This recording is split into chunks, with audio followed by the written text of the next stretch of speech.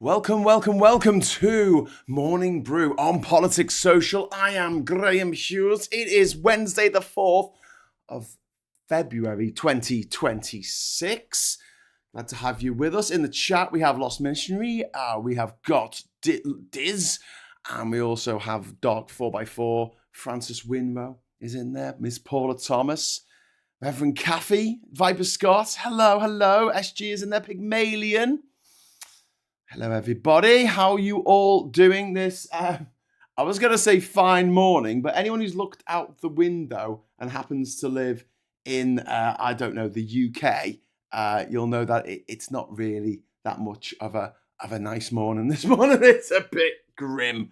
Maybe it's just because I'm up north. I don't know. But it's not looking good out there.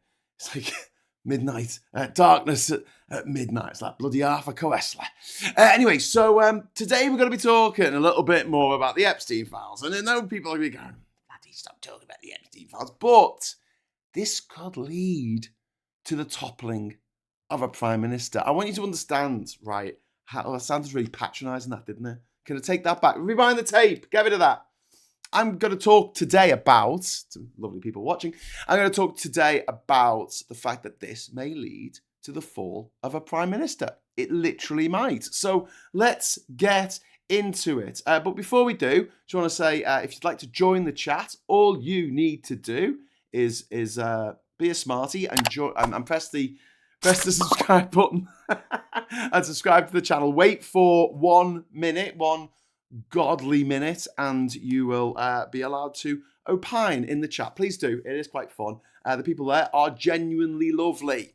And if you're not lovely, the reason why people in the chat are so beautiful and awesome is because if they're not, if they're rude, or if they're a troll, or if they're just going reform, then we mute them and boot them, which means they can still watch this channel. They can still tune in daily to watch this face, but they cannot take part in the show. So they're a bit like a eunuch at an orgy. Good luck with that. So let's talk about what's happened. Okay, so but before we do, actually, I just want a bit of good news, a bit of good news, right? Survey came out recently, right? And, every day we see this thing about, Reform are ahead in the polls, Labour aren't doing very well, and the Tories are getting, an extra percentage, and the Greens are coming up from behind. Right. Here's something that you need to know, right? Motivation. Okay, so when they say, who will you vote for tomorrow? One thing they need to take into account, right? If it's raining, a lot of people won't bother voting, right? You've got to be particularly motivated to go out and vote. And here's the thing, right? People aren't necessarily motivated to go out and vote for a particular political party to any greater extent. A lot of people just decide who to vote for pretty much on the day, Not everyone. There are some dyed-in-the-wool Lib Dems and Greens and Labour lot. But here's the thing, right? A lot of people are willing to get off their arse and march through the pouring rain to vote against a party. And that's what happened in 2024 when the Tories were summarily kicked from office, out onto the streets. The likes of Jonathan Gullis finding it very difficult to get employment after being employed as a Tory for so long. He found it very difficult to get any kind of worthwhile employment since then, which is fair enough. The Tories went down from having over 200 MPs in the House of Commons to having just 121. It was a beautiful thing. And they all got yeeted out of office because we hate them. But here's the thing, ladies and gents. We voted against them. En masse. Not everybody, but a lot of people watching this, I assume, and I did. I voted against the Tories. I voted for the party that I felt was most likely to keep the Tories out of power. Now, I'm quite lucky in my constituency here in Durham. It's Labour. It is Labour. I live in the City of Durham constituency because I'm fairly close to the city centre. Not as close as Dominic Cummings's palatial country retreat, which is even closer to the city centre than where I am right now. You know that place that he went when he had COVID, to keep it away from everybody. Just came to a city. Just went to his mum and dad's place. It was really close to a city. But I'm getting off the topic here. There's a lot of people who are motivated to go out and vote against me. We did it in 2024. And here's the interesting thing. Stats have come out to show that, does anyone want to hazard a guess at which party the British public are most likely to go out and vote against? Like literally anybody but them. If you're thinking that it begins with re and it ends with fuck, you'll be absolutely correct. 49% of people surveyed were found to have said, polled, different thing. Polled was said to have said, or found to have said, or listened to have said, or said, let's just say said, that they will get off their arse and vote against refuck. So that kind of refucks them up, really, because they've only got a small number of hardcore voters that they're whittling down to now, about 23-24% of the votes. That's not enough. That's not enough. And the right's never really had a split vote before. It's never had to deal with that. So now they might. So that's good. So there you go. I wanted to share that with you because that was my good news for the day. Right, let's get into the shit. Shades of Egghead on Batman. Are you talking about me, Andy? What? Andy Burnham needs to get his new suit pressed and ready. Well, Andy's going to have a bit of a circuitous route to becoming Prime Minister. I think he should wait till 2028. I think he should wait till 2028 when he's not the mayor anymore and stand as, get one of his mates who's going to have to stand down next year anyway and say, he's going to lose the constituency next year, possibly, and say, right, you stand down now, we'll have a by-election, I'll be the shoe-in, and Bob's your uncle, Fanny's your aunt, and it's all good. The only reason why the NEC got involved in the selection of Andy Burnham in Gorton and Denton was because he was the mayor and also the police commissioner, whatever it's called, Commissioner Gordon. He was also Commissioner Gordon from Batman. And if you're a police and crime commissioner, you can't be an MP at the same time. So that's why the NEC basically had to give him permission to stand down as mayor. If he's not mayor anymore, because he's literally, his term has run out and he hasn't run again in 2028, then then that opens up the door for him to become an MP again and mount a challenge to Starmer or whoever is the leader. Let's get into it. 100. Graham Politics says Diz. Yes, thank you. Thank you, Diz. 100 of me. No, God, that'd be a nightmare. So let's talk about what has happened. Oh God, do you know what? I'm going to be a bit like fucking up Pompeii here and say, going off the subject a little bit. But talking of Robert Jenrick and Suella Braverman, got a text off a friend of mine last night, who may or may not work in Parliament. So check this out, and it was a link to the voting for the removal of the 2-child benefit cap. Suella Braverman and Robert Jenrick walked through the wrong door. They accidentally walked through the wrong door. I think they saw the word abolish. They, we're going to abolish something. They were abolishing the 2-child benefit cap. These dickheads want to run our country again. Okay, right. Chat, please tickle that like button. Yes, please do. Oh, I need to set a goal, don't I? Thank you for reminding me about tickling. I don't know why that reminded me of the goal for some reason. Come give me a tickle. And if you'd like to set off some confetti and make Diz very, very, very happy, and me, of course, all you need to do is throw some money at me, basically. Put 50p in the idiot, and then eventually we'll get to a point where we get confetti. It's like the totalizer, in Blue Peter. Didn't it make you feel good when the totalizer went up and the next band lit up when they were raising money on Blue Peter? Is that just me? I don't know. There's something endlessly satisfying for my brain for a tick list. When you tick things off a list, I fucking love it. It's like, doing a jigsaw, doing a cryptic crossword puzzle. Doing all right on the old Times, the Times puzzle.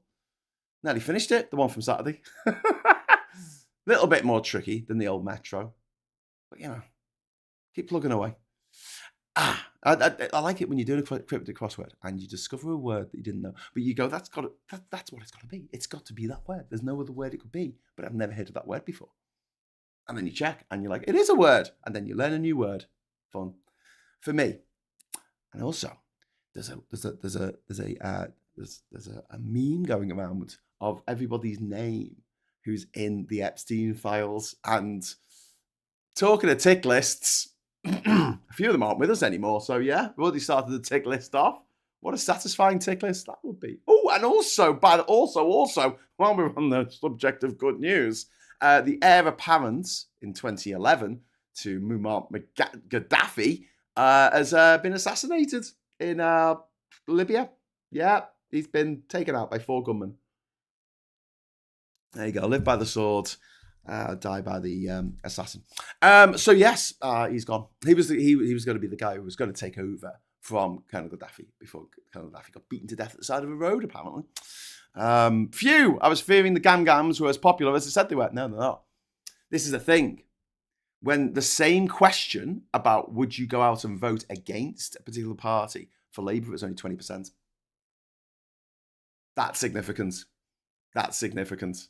So over twice as many people, in fact, 49% of the people polled said, I will go out and vote against reform. That's why tactical voting is going to be so important in the next parliament. And you know what? We could really make something cool happen. We really could. If we stick together and we work together and we have another like Stop the Tories, .vote sort of thing, where we work on tactical voting. We have a really good tactical voting site. Friends, we could kick some ass here, because don't forget, we tactically voted about 70 odd bloody Lib Dem MPs into positions. Probably there was about 100 Labour MPs who probably wouldn't have won had it not been for tactical voting. The 5 Green MPs, maybe they would have got one of them in down in Brighton, but the other 4, that's really impressive, and that's down to tactical voting. Now think about this for a moment. Imagine if we get to the position where the left has to be united in Parliament, because we have MPs of all different stripes, the 3 English parties there, and the SNP and the Plaid Cymru. I know that those main parties do exist in Scotland and Wales anyway, but it does look like Plaid is going to do a fucking good job in the upcoming May elections. So, yeah, coalition of the willing, because, and I keep saying this, there's a lot of overlap between what Greens want to do, what the Lib Dems want to do, what Labour want to do, and it can be thrashed out. Labour's a broad church. The Lib Dems is quite a broad church. The Greens are quite a broad church now under Zach Polanski. He's done a good job of that. Credit where credit's due. So you've already got MPs in Parliament, in Labour, who are to the left of Zach Polanski. They're to the left of the Greens. Some of them are fucking left to the bloody Communist Party once you get a couple of drinks inside them. But the idea that these parties could never possibly work together, I think is bullshit. I think they absolutely could. And I would like to see that. I would really like to see that, because it would mean government doing sensible shit and having to explain to all of the people in the coalition why it has to do the thing it has to do, which is something that Labour's really bad at. It keeps doing stuff and it then doesn't explain it to anyone. I'm going to do this mad thing. And you're like, why did you do that mad thing? It's all right. Phil Morehouse will go do a video about it and he'll explain it to everybody. But isn't that your job, Labour? Like, aren't you supposed to explain it? Why? No, the facts speak for themselves. No, they don't, Labour. The facts do not speak for themselves. People do not feel better. People do not feel better off. People don't feel like crime is down. You have to prove it. And you don't just go, oh, well, we won't mention it, and then it'll all sort itself out. And this is my main topic today. Like, Starmer's response to this Mandelson fucking blow up in the Epstein files has been absolutely appalling. And how many times have we seen this before, where Starmer goes, oh, we'll better do something about this. And it's like watching your nan single finger texting the emergency services, and you're like, you got to be fucking kidding me. You've got to be kidding me. What can you hurry up? Can we just call them? Can we just call them? Like, peasants dying here. The house is on fire. There's criminals running riot. Can we just call the police and get them here? No, I'm on it. Says Starmer. I'll go to text them very slowly with one finger. So we will do the right thing eventually once all the other options have been exhausted. I think someone made a joke about that once. Anyway, go away, Roger Irrelevant. Hello, Miss Paula Thomas. Thank you very much for the first super chat of the morning. That's very kind of you. In at least one division in Parliament, one MP voted both ways in the same division. That sounds like something I would do. Thank you very much to Paula Thomas for that. And then Viper Scott, £2 super chat to start goal for Diz's Confetti fix. Awesome! Aqua Dave says, I'm in the Denton and Gorton constituency. We had refuck canvassers around and nobody answered the door to them in my street. Because people hate them. People honestly bloody hate them. I mean, there are some that think, oh yeah, reform, they're going to change everything, but they're not. And the more that reform chummy up to Trump, like I said, the more damage it does to them. If anyone's seen the clips from the Jeremy Vine show with Marina Perkins, friend of the channel, it's so weird, like, you know, having these people who I know in real life who just go around doing this amazing shit, and you just sort of stand there going, oh my God, I can't believe I get to know you. But yeah, Marina was on the show with Andrea Jenkins. This was a couple of days ago now. It was on Monday. And she absolutely wiped the floor with Andrea Jenkins. Like, Andrea Jenkins was just flailing like a robot from the 1970s sci-fi series. You know what I mean? It was embarrassing. At one point, she stood up to, I'm not answering questions. She keeps interrupting me. Oh my God, it was so cringe. But also, from Marina's point of view, she got all the points in that she needed to. She was so succinct, so brilliantly put, you know? Just absolutely demolished her. And it would take someone who really has very little in the way of grey matter and also thinks that reform of the bee's tits to actually think, you know, that this is you know, something I want to vote for. Don't forget, Andrew Jenkins is the mayor of the duly elected mayor of Lincolnshire. Doesn't say much for the otherwise good people of Lincolnshire. Anyway, so so big thank you to Ms. Paula Thomas and big thank you to Viper Scott to start the goal for Diz's Confetti fix. Yeah, just blame it all on Diz. Thank you, Diz. You're the best. And Nick and Diff says, I'm very angry with the Lib Dems. In my area, it's a Labour stronghold. The Lib Dems sent round the leaflet saying it's between them and reform, with PC nowhere to be seen. Fuming, I'm voting Plaid Cymru. Yeah, fair enough, Nick and Diff. I mean, yeah, this is the thing. I think this is good. Viper Scott says, Graham, I think you're spot on. A coalition government should be good, in my opinion. It'd be absolutely brilliant. Imagine if there were members of Plaid and also members of the SNP in government. In government? Can you imagine how much more power that would give the devolved nations? That would be incredible. That would be a wonderful thing to happen. Already, you've got Labour in Northern Ireland. They sit with Labour, but they're Labour. Great Britain, if you like. But you know, there's two separate parties. What they say with them, that's just taken as read. And don't forget, it's not like Labour have never become a coalition party before, because to give the full title to a lot of Labour candidates when they stand, it's not the Labour Party, it's the Labour and Cooperative Party. Just like the Tories' full title is the Conservative and Unionist Party. True story. Ballot papers should show the party we don't want to win. If a majority reject Party X, their votes count even if they won under first past the post. A much fairer reflection of the will of the people.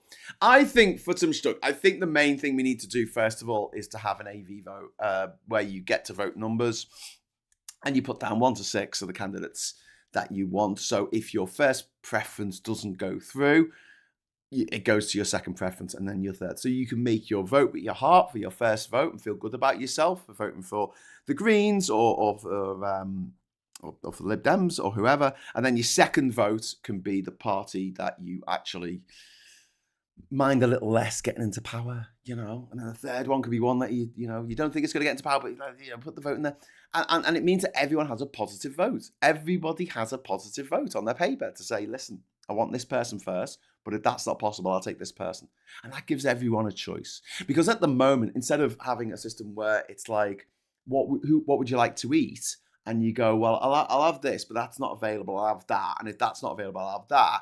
And then they give you something completely that you do not want and would never want to eat and wouldn't even want to be in the same room as, never mind put in your mouth. Anyway, yes. So I do think that we need to have a look at the electoral system.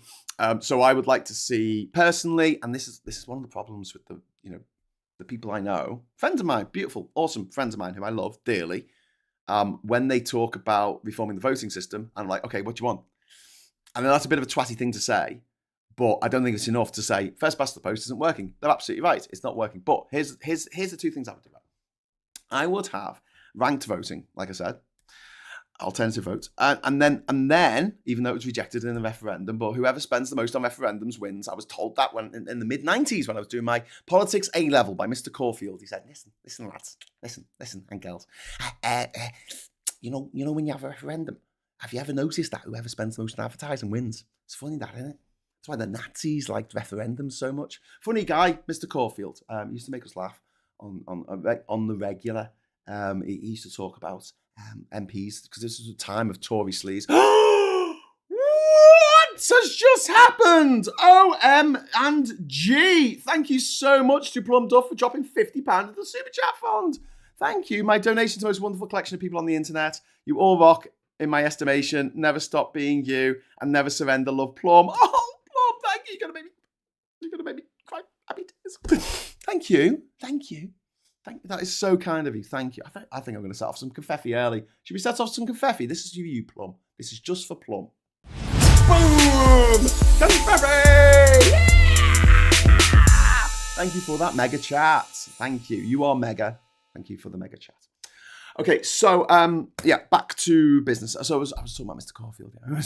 This was during the Tory party sleaze years. The years of sleaze during the 1990s.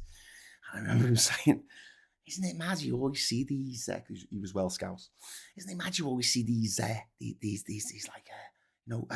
this is before Little Britain did a joke about this, but you see the wife of some politician and they're standing together on the court steps, aren't they? And she's like, yeah, I'm standing by me man after he's done all these horrible things.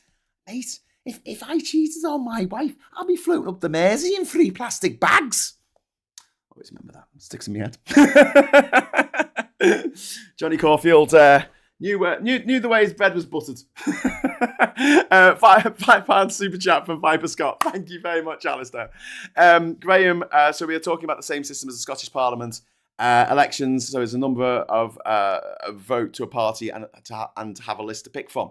We can do that list to pick from, which I think they're now doing in Wales. I think that's going to be the Welsh elections. They're going to start doing that system, and also with that party list system, it also continues the link between the MP and the constituency. What I would like to see in England, at least, and obviously for the devolved nations to do what they want to do.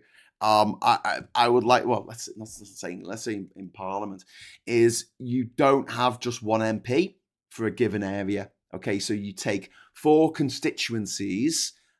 So in Liverpool, I guess it would be West Derby, Childwall, Walton, Riverside, and maybe 5, and maybe Garston. Right, so take those 5 constituencies, right, and we get 5 MPs, but they're for the whole of those constituencies.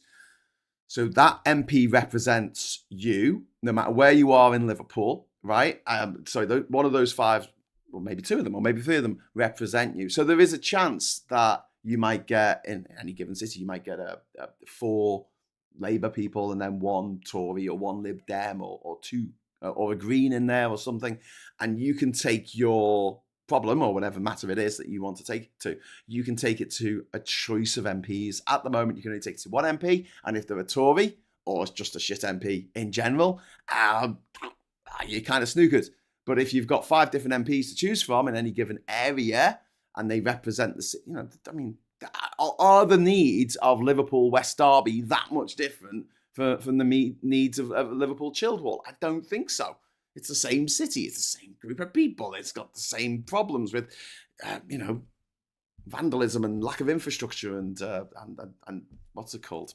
Public transport, It's not like we have our own public transport service that just goes around the constituency of West Derby. That's the way I feel about it. Anyway, so your mileage may vary. But we are going to sort the election out. And the wonderful news is that Cavan Lad has dropped £1.45 into the chat with a beautiful unicorn. Love a unicorn. And then Martin Harrow, hello, has given us £2 super chat. Late fee, had to sort the electrician out. That sounds so wrong. But awesome. Okay, so thank you very much. And also, that's going to trigger the second confetti cannon of the morning. Look at this. No, it's all good. Honestly, everyone's been incredibly generous, especially Plum. So do not worry about chipping in anymore if you don't want to. But I'm going to start the thing again because it's quite fun to just launch the confetti. Maybe at the end of the show. Right, what time is it now? It's nearly 9:30. I still haven't got to the main topic of discussion for today. Those ADHD pills are working, aren't they? I'll tell you where they might be working. I was awake till 4 a.m. this morning. 4 a.m. I think the caffeine in the coffee that I drink is finally taking an effect because it doesn't work normally. Oh my God, Ivan, thank you very much for the £20 super chat. That's very kind of you. Oh my word. Thank you. Everyone being so kind this morning. Thank you, Alan. I've donated to the Labour campaign in Gorton and Denton. I won't stand for the progressive vote being split and letting in the grotesque Matt Goodwin. I have to do what I think needs to be done to stop that. Yeah, it's fair enough, mate. I mean, I feel like there are certain parties that are being a little bit, let's say, disingenuous, a little bit loosey-goosey with the truth when it comes to being the only party that can stop refuck. But it will be a shame if all the other parties get 20% and refuck gets 21% and refuck win. Yeah, don't want that to happen. So, yeah. We could do with finding out what the tactical vote is, to be honest with you. And it's not necessarily what the bookies think it's going to be. Okay, so should we get to the main story? It's past. I've got. Do you know what would be a really good? Do you know what would be a really good pop up for me? Right? Should we do this? I'm going to make a pop up, right? And it's going to say "Stay on target," and it's going to have the little computer map from Star Wars, and it's going to have the guy on his radio saying "Stay on target." And I'll put that up, right? And you can shout in the chat. You can say "Stay on target, Graham," and then I can press that button, and then it'll make the animation come up. I haven't made it yet. I just thought of it, but I think that'd be quite fun to make. But quite appropriate. Anyway, it's past, so let's go on to what I actually wanted to talk about this morning. So if you're joining us now, you don't need to rewind. The Metropolitan Police have launched a criminal investigation into Peter Mandelson, age 72, on suspicion of misconduct in public office. Don't forget, when Mandelson was in government during the Brown years, he was Minister or Secretary of State for Trade. Probably trade and industry back then. I don't know. Anyway, this investigation follows the release of millions of documents by the US Department of Justice connected to Jeffrey Epstein. Worth noting that Trump's name appears in the Jeffrey Epstein documents more times than Jesus appears in the Bible, God appears in the Bible, and Harry appears in the whole cycle of Harry Potter, all 7 Harry Potter books. Yeah, but he's nothing to do with him. Nothing to do with him at all. What are you talking about? Nothing to do with him. Not for two. Anyway, so the investigation that is taking place now, it comes after documents appear to show Mandelson forwarding confidential UK government emails and market-sensitive information to Epstein while serving as the business secretary. Sorry, not the trade secretary. It was called the business secretary. I don't know. They change the names all the time, don't they? The what is it called? The Ministry of Affairs of Administrative Affairs. Is that the one in the thick of it? It's called the Ministry of something like that, for administrative affairs. Scotland Yard has confirmed the inquiry after receiving multiple referrals, not least from the SNP, but also from the actual UK government itself. The offence under investigation, and this is the important bit, this is the juicy bit, carries a maximum sentence of life imprisonment. Oh, yeah. Oh, yeah. You're talking my language now. Yeah. You're singing a song that is sweet nectar to my ears. Oh, my ears are all sticky now. Okay, so Mandelson shared advanced details of a imminent 500 million Eurozone bank out, 500 million euros, Eurozone, that's a bit confusing, isn't it? Eurozone bailout before it was publicly announced. He shared details of €500 billion bailouts. What? To a paedophile, a convicted paedophile. By this time, it wasn't like, Vol Farris in the same time period. We didn't know he was a nonce back then. It wasn't even Jimmy Savile, who, you could know he was a nonce by looking at him, but you didn't have any evidence, did we? Not in 2009. It wasn't until after he carked it. It wasn't until 2012 that it all started coming about Savile. But with Jeffrey Epstein, he'd gone to jail for being a big fucking nonce, for abusing women and girls. Yeah. Mandelson also forwarded internal discussions about bankers' bonuses, claiming he was trying hard to change the policy. He also suggested that JP Morgan CEO Jamie Dimon should mildly threaten, that's the term he uses in the documents, the Chancellor of the Exchequer, who at the time was Alistair Darling. He should mildly threaten over a banker's bonus tax. Don't bring in that tax. This is when the world was reeling from the damage that the bankers had done to the finances of the world. Damage that's still reverberating to this day. To this day. Reverend Caffey, thank you very much for the £5 super chat. You should call the Sunday one collection plate and confetti should come with a great amen sign. Oh, I love it. I love it. I love it, Reverend Caffey. That is, I'm quite appropriate. That it was the Reverend the good Reverend Caffey that suggested that. I do like that. I'm writing it down on my notes here. Awesome. SG, my friend. When will Johnson go to jail for MIPO for literally killing people, for misconduct in the public office, for literally killing people during COVID? That's a fucking good question. That is a very, very good question. Him and Hancock, they should be in jail forever. That should be it. No getting out. And the ill-gotten wealth that was passed down through generations should be handed out to the people. Like in my rail shooter, Tough Hunter 2000, where you go along, you're on top of a train going through the English countryside and you have to take out these zombies with top hats and monocles. And when you shoot them, money pops out of them. And you've got like a money sucker machine and you suck the money up. And then when you get to the station, you distribute it amongst the poor. It's going to be such a great game. Anyway, I just need to get my head around Flash and then be sorted. Anyway, Mandelson updated Epstein on internal Labour leadership dynamics, including an email sent shortly before Gordon Brown resigned as Prime Minister, saying, "Finally got him to go today." Finally got him to go today. Talking about that. Well, I guess it said, Gordon Brown resigned as Prime Minister. He didn't resign as Prime Minister. He was kicked out in 2010 by the fact that the Tories won the election. And, usually the leader who has lost the election. Gordon Brown never won an election. Because I think he made a great Chancellor. Gordon Brown. Can't knock him for that. Can't knock him for that. And I can't knock him for the way that he responded to the credit crisis.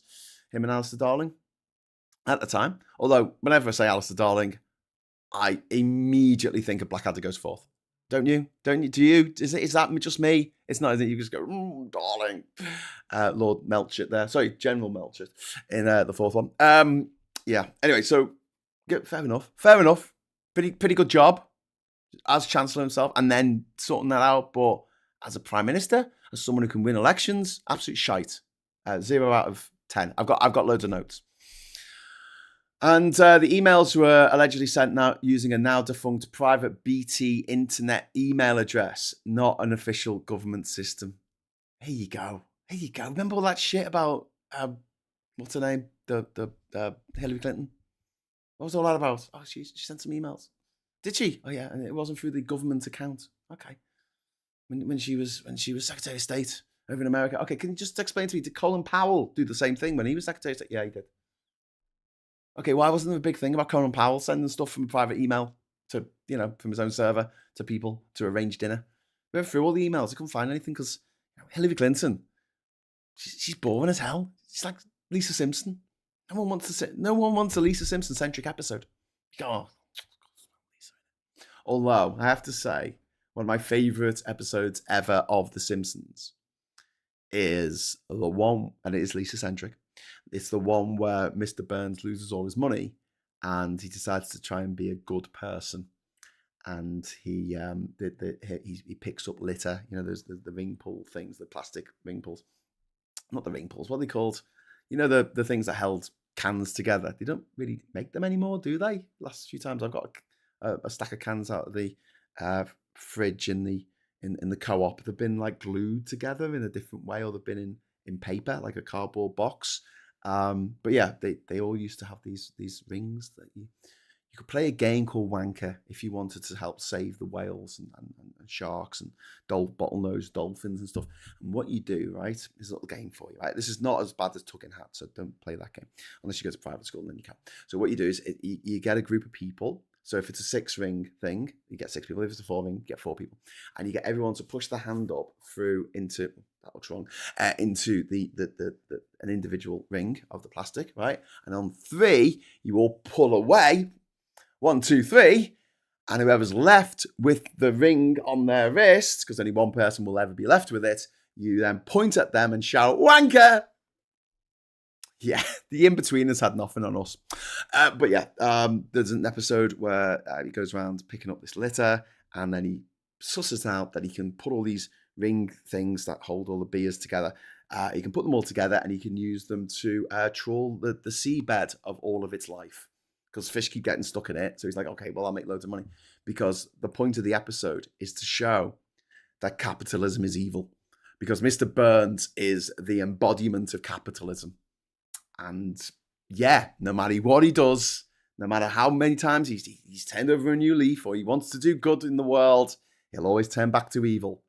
Because capitalism is inherently evil and must be kept at bay with the forces of socialism. Thank you.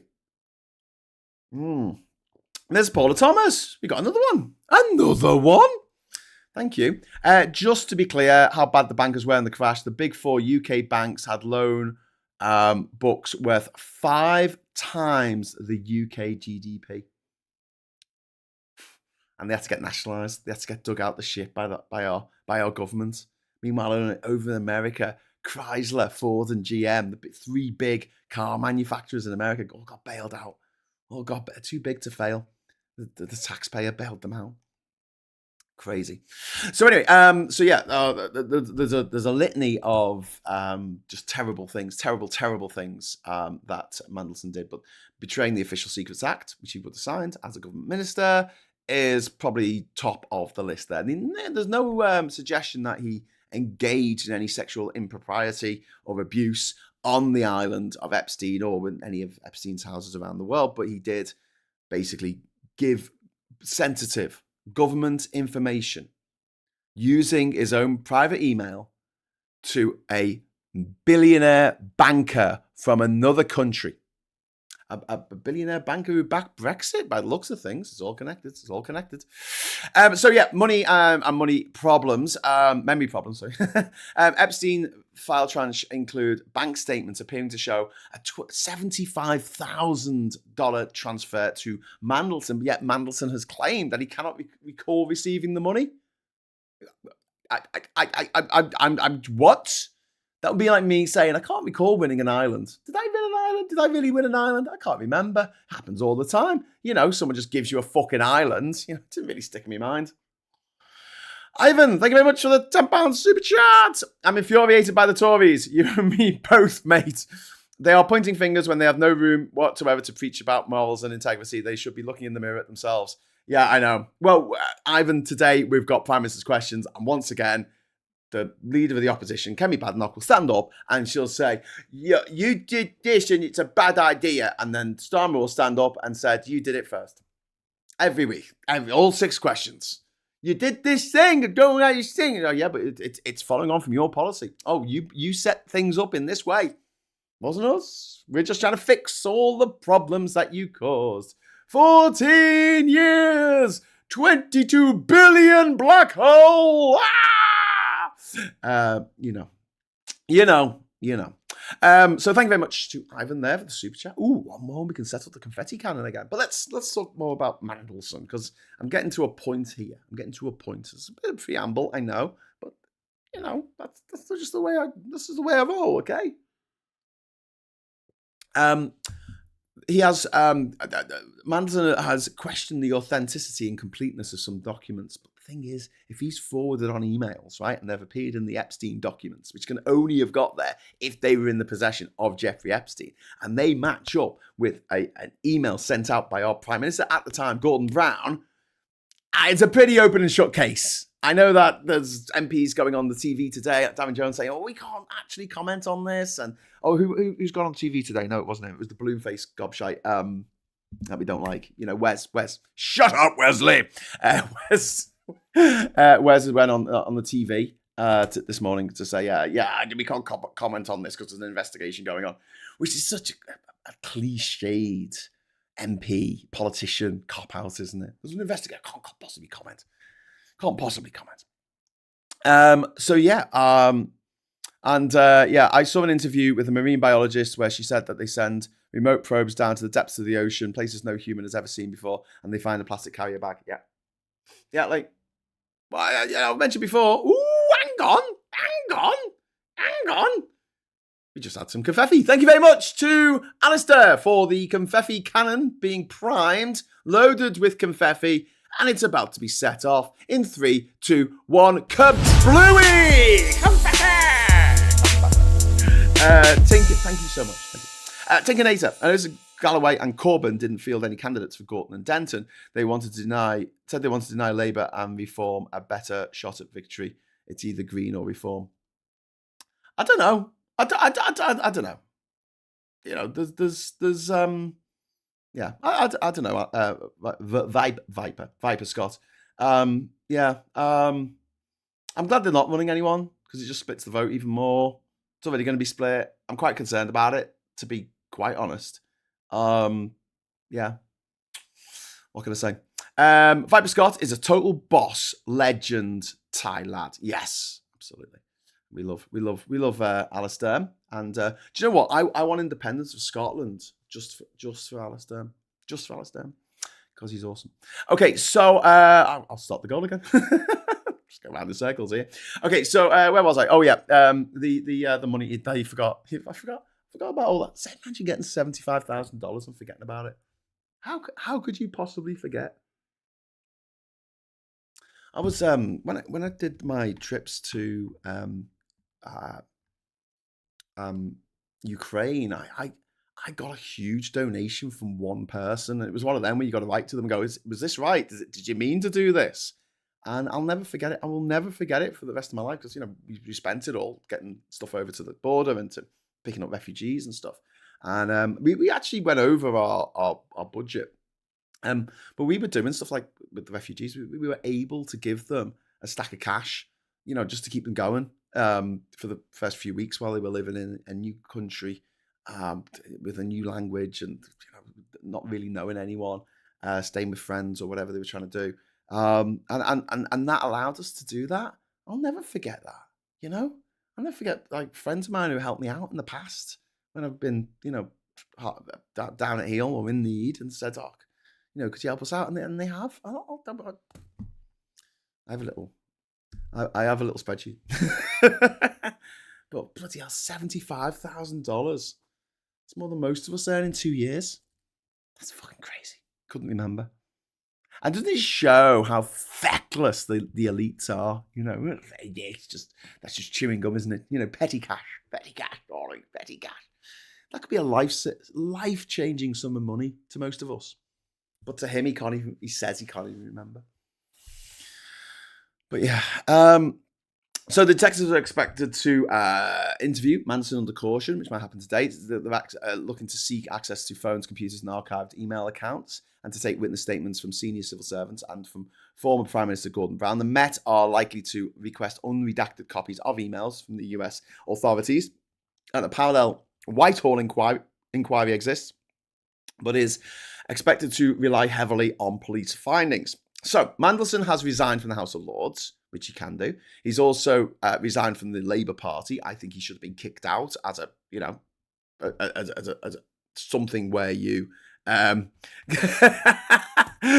Baker's great. Graham's not reminding me of Ronnie Corbett's Miranding Tales. Yes. Oh, should we do that? Should we get like a big mastermind chair, like that's way too big for me, and I can sit. Oh, come on. Do you want to do that? Or do you want me to stay on target? Up to you. But yeah, I was actually going back to the main topic of conversation today. I think he should have been kicked out of the Labour Party. He shouldn't have been able to resign, You can't fire me, I quit. And it's like, don't let him say that. Just make sure they're defenestrated in good time. But this is the problem with Starmer. He takes too long to make decisions. And everyone's shouting at him to make a decision, which we all can see what the decision should be, and he takes too long making it, and then he doesn't get any of the kudos that he would have got if he had made the decision a few days earlier. Keeps doing this, rinse and repeat. He retained his title as Lord Mandelson because it can only be removed, and this is mad, by an act of Parliament. Imagine if you had a job, right, and you were so shit at it, you literally killed everybody who worked in the same factory as you. Your negligence, your corruption, your greed, your avarice resulted in the deaths of literally everyone on the factory floor. And you're taken up to HR and they're like, we'd love to fire you from this actual job. That's actually a job that you actually get paid for if you turn up in the House of Lords. But we're going to have to have an act of Parliament to take this title away from you as manager of this company? Sorry, you need an act of parliament. Yeah, we need an act of Parliament. Otherwise, you could just run around telling everyone you're still in charge of this company that you just killed all these people in. An act of Are you fucking kidding me? An act of What a good use of parliamentary time. We're going to run out of time now for the Assisted Dying Act, right? The Euthanasia Act. We're going to run out of time in this Parliament because those 5 fuckers in the House of Lords who have held it up by putting over 1,000 amendments in it. Aren't they so tricksy bastards? Hate them all. Right. Whatever you stand on the euthanasia stance issue, it was a free vote in Parliament and the elected parliamentarians voted to bring it in. And then it got stopped by the House of Lords. That doesn't seem 5 members, 5 people out of 70 million population of this country. 5 people have said, no, we're not having that. After petitions were delivered to 10 Downing Street, after they had a debate in Parliament, after they voted to say on a free vote, there were people from the Labour, from the Tories, from the Lib Dems, and the Greens who voted for this. I mean, it's symbolic of political unity, but that's going to run out of time. And yet we need an Act of Parliament to take the word Lord off Peter Mandelson's title. What? Why are we even wasting the ink? Why are we wasting the parliamentary time? What a really ridiculous, what a mad system. Seriously. Infuriating doesn't quite cover it. But JC77701 has dropped £10 in the Super Chat Fund. Thank you very much.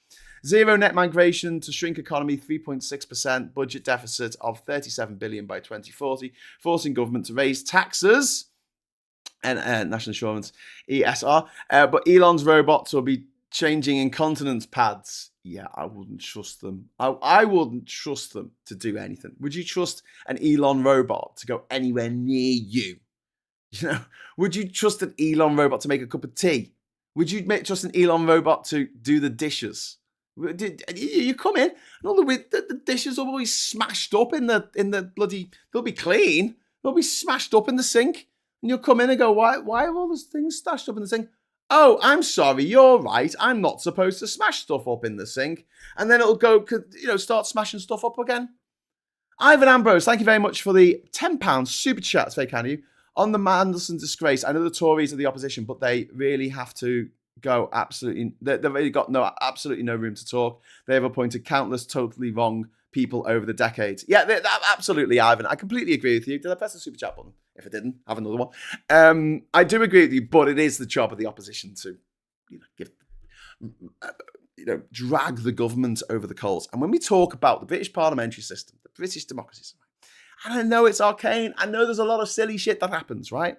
But there's a few things I really like. I like the fact that you can't call someone a liar in the House. And I know that sounds unreasonable. And I'm like, well, if Boris Johnson's lying, why can't you call him a liar? Because if you have that, you would just have debate where people stood up and went, you're a liar, you're a liar, you're a liar. The fact that you've got to be called by the speaker to speak, you have to stand up. You can't speak over somebody else. You can't stand up at the same time someone else is saying. You can't have a slanging match. You've got to sit down and wait your turn to speak. I think that's a good thing. I really do. And Prime Minister's questions, I know I take the piss, and I know that it's, oh God, let's sit through this shit again, like we're going to at 12 today together, I hope. I know that I take the piss out of it, right? But I do think it is a very useful tool in our democratic milieu, whatever the word is, right? Because they don't have it in America. In America, they don't have someone who has to each week fire questions. Someone who hates the president or even the majority leader in the Senate or the House of Representatives. There isn't a thing each week where the opposition puts them on their toes, questions them, and says, why are you doing this? Why are you doing that? Why did you lie about this? Why did you lie about that? And them having to give answers to these questions, I think is something that all politicians, especially the incredibly powerful ones, like prime ministers, like presidents, should have to fucking do. So yeah, I do like PMQs. And I think today, yeah, she's got to, I'm sure that Kemi Badenoch will have a go about Mandelson, and then Keir Starmer will just pull out a load of Tory sleaze things and say, but what about all these people? And I guarantee he will mention Nathan Gill. But yeah, I do think it's going to be very damaging to Starmer, and I'll come to that in a moment. But first of all, the government is now drafting legislation to expedite removal of peerages for misconduct. Finally. And the European Commission is also examining Mandelson's conduct under its post-service code of conduct as he draws a pension from the EU as his time as EU Trade Commissioner. And he did leak emails that were EU-wide emails to fucking to what's his name, his dickhead mates in America. Also inside the trading. Let's talk about that. If you know there is going to be a bailout of €500 billion from the EU, then it's a good time to buy stock, isn't it? If you know that's going to happen tomorrow, people are going to buy some stocks, aren't they? Oh shit, we've got all this money coming in from the government. Let's buy some stocks. Insider trading. Very naughty. But this really hits Starmer directly, and this is where he is probably going to be on the ropes. I say this, but who knows? You know, Kemi Badenoch's so shit at a job. I hope she lands some punches today. You know, even as a Labour member, I hope she lands some punches, right? Because Mandelson was appointed as a UK ambassador to Washington a couple of years ago by Keir Starmer, despite long-standing concerns over Epstein links. Long-standing. There was a cover of The Private Eye in 2011, and it featured Prince Andrew and his estranged wife, I think, but he had his 2 kids with him, and basically saying, don't worry, Jeffrey's going to be giving us some money, so we'll be all right. And then the joke is like, how much does he want for the other child, or something like that. It's satire, quite dark satire, but not too far off the mark. People knew. This isn't something that's just come out since Jeffrey Epstein died. People have known for a very, very long time that he was a wrong 'un, and that you should be staying away from him. A message that did not get through to Trump, did not get through to J.K. Rowling, who's also mentioned in the documents. She invited Epstein to The Cursed Child, the play that she wrote. Yeah, mate. We knew that this was problematic. And then considering it was after Trump got elected, wasn't it? So it would have been in November of 2024. I think that Mandelson was appointed as UK ambassador. And I remember having a conversation with Phil at the time going, what the fuck, mate? And he was like, well, he's someone who can talk to Trump on his level. They're both from the Epstein papers. But yeah, all round, bad taste in everyone's mouth. And it makes it look like Starmer's ability to suss out who is a good one and who's a wrong one isn't that great. Even when evidence is there, physical evidence is there, he doesn't seem to take it on board. Maybe he just doesn't have a tingly spidey sense. I don't know. Maybe he doesn't have a gut instinct about people. I don't know. Apparently he doesn't dream. That's what I heard. Ivan, thank you very much for the £10 super chat. Graham, it's the double standards of the Tories, though. I know they are the opposition. I know how it works, but Tory double standards don't sit well with me, and they never will. Well, I mean, they are the party of rank hypocrisy. So is refuck. So, I mean, both those parties are so hypocritical. It's actually painful. So yeah, I get you. I get what you mean. SG there, £5 super chat. Thank you very much. Since Trump became pedo-dent, I like that. Insider trading is the norm. Well, that's why he keeps doing the tariff thing, isn't it? He keeps bringing tariffs in all the time and going, yeah, we're going to bring in tariffs. And everyone goes, oh, great, sell. And then he goes, I'm going to take off the tariff. I'm going to remove the tariffs. I'm going to in an hour. And all his mates go, okay, and they all buy stocks on the low, and then they ride the crest of the wave. Insider trading on an epic scale. So yeah, when Mandelson was appointed, there was already long-standing concerns over his links to Epstein, and also a history of political scandals. He was told to fuck off twice when he was part of the Labour government between 1987 and 2010, and then brought back into the fold. And so, the guy had a history of being a wrong-un, of being someone who just didn't take his job seriously or the needs of the country. He didn't put the needs of his country, of the country, above his own, wants, desires, and bank balance. And Starmer has admitted that Mandelson let his country down, but I think that Starmer let his country down by letting Mandelson come back as the UK ambassador to the US. A very, very plum position, a very well-paid position. They live in palatial quarters over at Quarters. They live in a palatial palace over in Washington, D.C., the old ambassador. If you ever met any ambassadors, if you've ever been to any embassies around the world, oh my God, like a lot of them are the nicest building in the entire fucking country. Like some of the embassies, the British embassies I've been to, especially in African countries, wowzers, shrouzers, they're not cheap. They're really not cheap. And this is why I get pissed off when people leave to go to Dubai or somewhere and they say, oh, I'm leaving the country because I don't want to pay tax, right? We've lost about 11 billionaires last year or something, right? And they're still afforded protection from our embassies. We're paying for that. We're paying tax, right? To give legal advice, because you get free legal advice from your embassy, and give free assistance if you get arrested for any crime, even if you fucking committed the crime, from our embassies around the world, which cost a lot of money to maintain. That's it. If you leave the country, right, if you say, that's it, I don't want anything more to do with this country anymore, you lose your right to use our embassies. That's it. That's the rule. It's a new rule. What you can do, if you are living in another country and you want the right to use the embassies, you have to put your money that you earn into your British bank account and you have to pay tax on it like a normal person. Ivan, thank you very much for the £5 super. Ivan's been very generous this morning. Thank you. McSweeney is the one who really should be shown the front door now. He is one ultimately responsible for pushing Mandelson's appointment.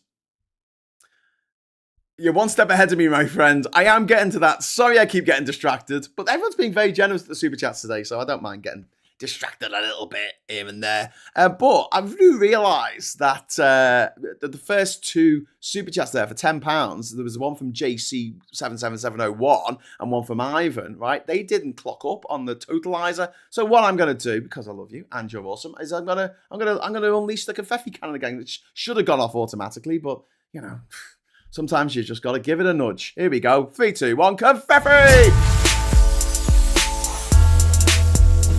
Going to be the most confettis in one show, I think. This is awesome. This is very exciting. Okay, so moving on. No country for bold men. I like that. No country for bald men. I had a dream, and I, trans, was battling frottage, Red Skull.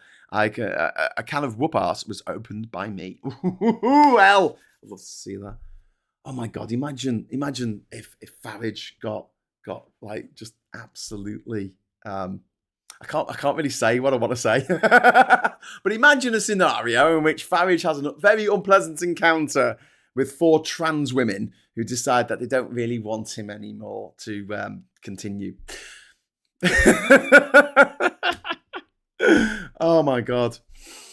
That'd be the most watched video on YouTube, wouldn't it? So the essential... Starmer has personally ordered a dossier to be handed to the police, signalling seriousness about this, but also proximity. And the essential political question that needs to be asked is did Starmer know and ignore the risk? The answer looked like yes. And to be fair, I don't think he knew about these particular emails that Mandelson was sending off secretly to his mate in America, who was a massive paedophile and a billionaire. He might not know about that, but he knew about the other scandals. We all did. They were covered in detail at the time. And also, can we say that he failed to properly scrutinise the appointment of Mandelson as our ambassador to the US? And then we come to Morgan McSweeney, who's a gobshite. And we don't like Morgan McSweeney on this channel because he keeps advising. He keeps advising the prime minister to do the most daftest things imaginable. And I don't know what the relationship is there. I can only imagine that Starmer, something happens, and Starmer gets on his phone. He gets on WhatsApp, and he goes, Morgan, or Momo, whatever. Momo. He's like, what? He's like, what should I do about this? And then the message just hangs on 2 blue ticks for 3 days. 3 days.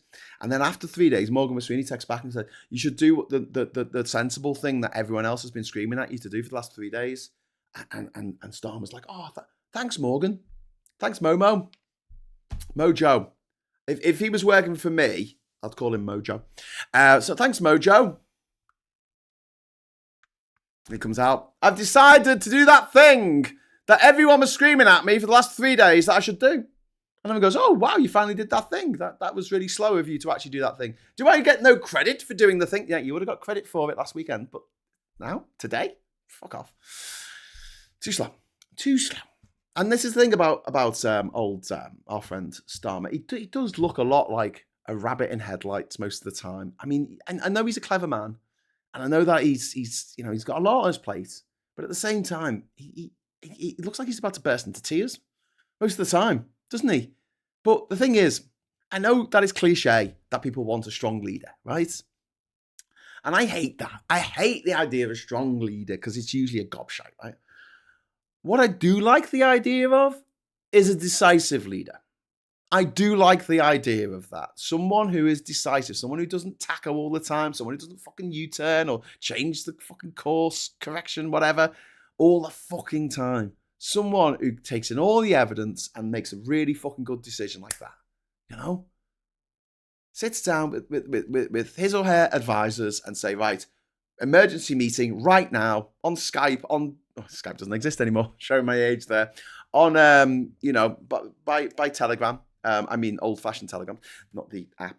By Pigeon Post. No, get everyone together, group call. Right, what should we do? Right, 5 minutes. Start the clock. What should we do? And then you come out and you say, this is an absolute fucking disgrace what this guy has done. We have sacked him as an MP. He's not an MP, is he? We've kicked him out. We've yeeted him out of the Labour Party, and we've told him that he has to resign from the House of Lords immediately, with immediate effect. And we are going to, the full force of the law is going to be brought against us. This is absolutely disgusting. We are absolutely horrified at what this guy has done or allegedly done. If it turns out that those emails that he sent to Epstein actually were sent, he should go down for a very, very long time. And that's it. 5 minutes after they find out, he could go and give a press statement, be straight to the camera and say, we are not putting up with this. But instead he goes, oh, well, we'll have a think about it. Morgan, Mojo, what should I do? Now, Morgan McSweeney is Starmer's chief of staff, and he is now under immense pressure, because nobody likes him. I guarantee, right? Yeah, I know some people in the party, all right? Obviously, I don't name names and stuff like that. But whenever McSweeney's name has come up, there has always been a groan or an eye roll. Or I don't even want to talk about this. They do not like him. And then the people in the outside of Parliament who take an interest in Parliament, because most people have never heard of him. Like if I went down the street now and knocked on all the doors on the street here in Durham, people go, I've never heard of him. Who's he? I don't know him. But if you're interested in politics, you will know his name. You will know. And most people hate it. I don't get that. I don't. In fact, here you go, right? I don't think I've ever met anyone who's defended him. I don't think I've met anyone who's like, no, he's great. He always does the right thing. But here's the thing, McSweeney was very close to Mandelson and consulted him regularly before the 2024 election. Labour MPs privately blame McSweeney for forcing through the ambassadorial appointment. And this comes at the end of a litany of stupid fucking decisions taken by Morgan McSweeney that have made Labour look bad. I have it on good authority. I don't know if I should be saying this, but we always go on about Labour comms being bad. We always go on about it. We always talk about it on this channel, me and Phil. It's one thing we always know we can agree on. So if we're ever having a bit of a Barney about something, I always try and bring it back to Labour comms, because at least then we can cheers our glasses together, and go, yes, bloody Labour comms. Yeah, there's someone who is essentially stopping Labour doing decent comms. And that someone, ladies and gents, is the aforementioned. Okay? For whatever reason, it has to go through him. And for whatever reason, whenever it's a good idea, when it's something that might work or get people engaged, he says no. He says no. So I'm not doing that. No. That's not for me. That's not the way we do things around here. It's like he's from Life on Mars, and he's just fallen through a time warp, and he thinks he's in 1973. Or had he just banged his head? Who knows? There's growing anger at the centralised decision-making at the heart of number 10, also the factional behaviour towards the Labour left. And also, the Labour left absolutely hate McSweeney because he is a member of the Blue Labour lot, who nobody in Labour seems to like apart from the Blue Labour lot. McSweeney, as a special advisor, cannot be compelled to appear before parliamentary committees, which I think is really shit. And then we've also got the fact that there's going to be an opposition day debate coming up, where the Conservatives will use that to demand the release of internal number 10 documents and disclose what Starmer's office knew at the time. The aim is to keep the focus squarely on Starmer's judgment there, and even Nigel Farage has publicly attacked the appointments of Mandelson, which is a bit rich considering he's in the papers quite often. Refuck and the Conservatives see the scandal as an opportunity to undermine Labour's claims of ethical governance and also to prolong media scrutiny beyond Mandelson's resignation. And also, there is an internal feud in Labour at the moment when Labour MPs have described Starmer's position as vulnerable but unresolved. And there is an active discussion about whether Starmer can survive yet another prolonged scandal, whether he can, whether replacing advisors would actually help stabilise his leadership, which I think it would. If Starmer starts making better decisions, I'm not going to say he's going to walk into the next election. He's clearly not. but it could turn Labour's fortunes at least a little bit if he gets rid of his advisor. I think he's waiting till May. I think he's waiting till May because it's going to be either him or McSweeney by then. Do you know what I mean? And he doesn't want to lose his job, I guess, I assume. So he's just going to go, oh, it's all McSweeney's fault. He advised us badly. Let's get rid of him.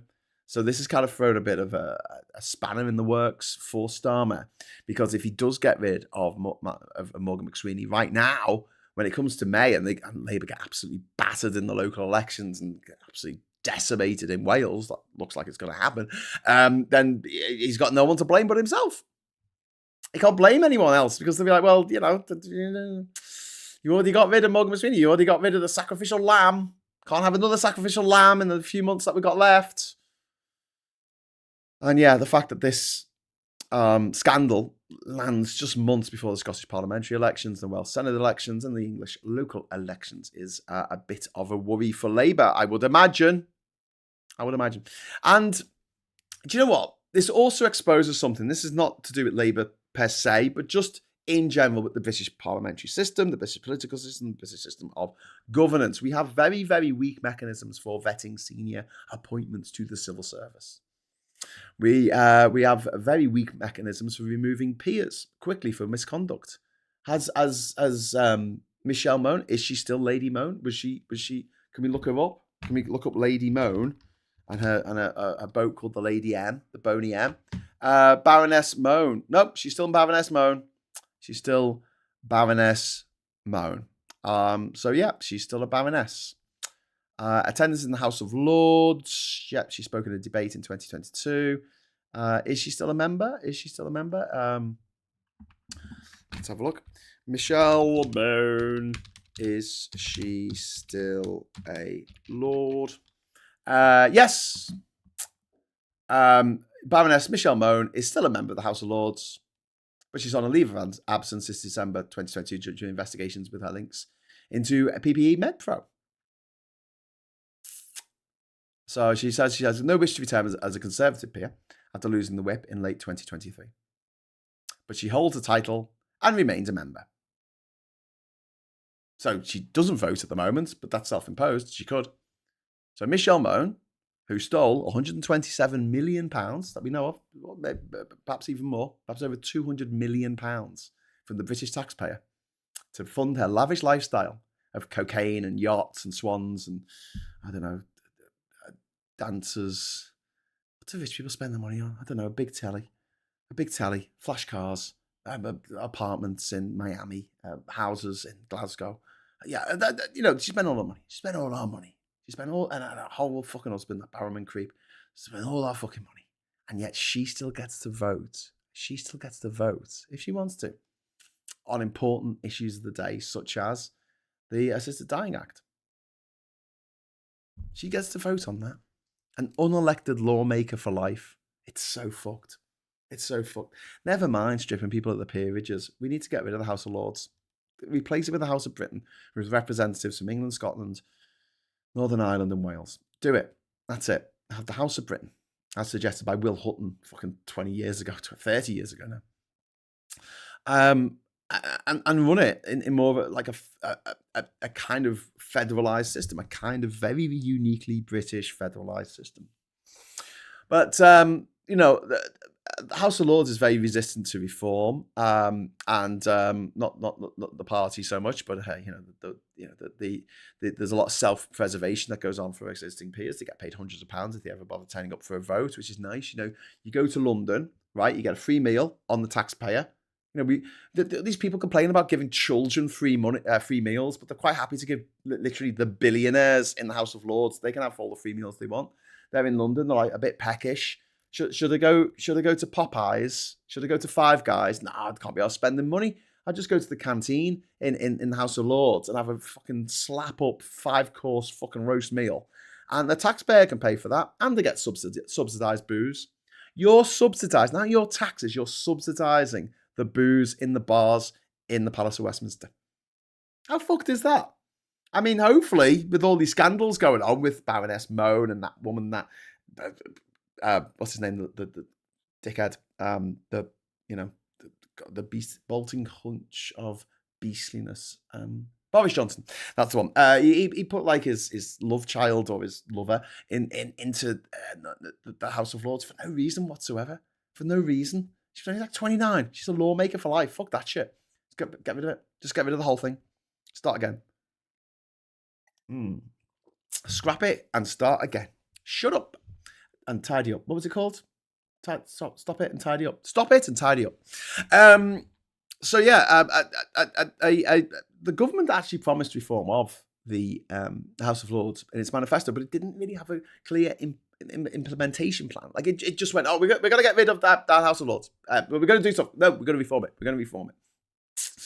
And we obviously that has been put on the back burner because I guess that there are more important things to be getting on with. But at the same time, if you had to have an act of parliament to strip Lord Mandelson of his fucking lordship, what? So I assume you have to have an act of parliament to strip Michelle Mone of her baroness-ship. That's so fucking wrong. That is so fucking wrong. Anyway, so Mandelson's career is finished. Okay, fair enough. His political career is finished. But this is going to become another defining example of poor judgment at the top in Downing Street. And with more documents likely to surface, there is a chance that the political clock around Starmer is ticking audibly, if you know what I mean. Counting down to midnight. Okay, so I'll get back into the chat. What do you think of Corbyn? He's the reason they're not electable. There is not enough of appetite for him in the general public. Lee, I was talking about at the beginning, at the top of the show, I was talking about reform and the people who hate reform and will vote against reform. Corbyn's a bit like that. There are people who absolutely will follow him into the fiery lakes of hell if he commanded it. There are people who will do the whole Jeremy, look at me, Jeremy, and jump. I love you, Jeremy. However, as we saw in 2019, there are plenty of people who will hold their nose and vote against him because he is so divisive. And here's the thing. Even though Starmer is incredibly unpopular at the moment, he is apparently, according to the polls, the most unpopular prime minister we've ever had. Or never, whatever. But, my friends, consider this. When it comes to, would you be willing to vote against him? Or would you be willing to vote against Labour? There are 20% of people who said, yeah, they would. Whereas for refuck, it was like 49%. I think, anyway, I'll have to look at that. I'll take it if I was giving you exactly the wrong number for Labour. It might have been 30%, I don't know. But it was a lot lower than refuck. And so that's the headline. That is the headline. So, yes. Coolio. Okay, so, darlings, friends, Romans, countrymen, countrywomen. No countrymen, though. Don't like them. We are going to go over to the papers in a moment. But before we do, I just want to share a little thing for you. With you. Right. Because we often talk on this channel about AI and how shit it is. Don't we? Yes. And we all love it when we talk about AI and how shit it is. Because it's shit. It's really shit. That AI is really, really shit. Right. So what I want to do is I just want to share with you something that I was doing last night. So last night I couldn't sleep because normally sleeping is my shit X-Men power. I can sleep anytime, any place, anywhere. Whenever I want to, I can sleep. Right. So this is a long-running joke with me when the X-Men and the Avengers are fighting Thanos and the Magneto have joined up and they're going to destroy the sun and they're all like running around and Cyclops is there shooting lasers out his eyes and Professor Xavier's doing this and Storm's floating around somehow because she can fly. I don't know how. That's all going off. That's all going off, right? And they go, Graham, use your special power. And I go, okay. And I just fall asleep. That's my special power, which I seem to have lost now. I've started taking these ADHD pills. So I was up quite late last night. And I was doing the aforementioned Times crossword, right? So I wanted to know, because, sometimes you need to know. I wanted a list of Scottish islands ending in the letter H, right? That's what I wanted. I wanted a list of Scottish islands ending in the letter H. So should we have a look what this was Google's AI. Usually when I make fun of this, I'm using ChatGPT, but let's take a look at what Google's AI, this is the stuff that the tech bros have said it's worth spending $1.5 trillion on. Okay, this is AI. It's going to take over the world. It's going to destroy everything. Okay, here we go. Here's the list.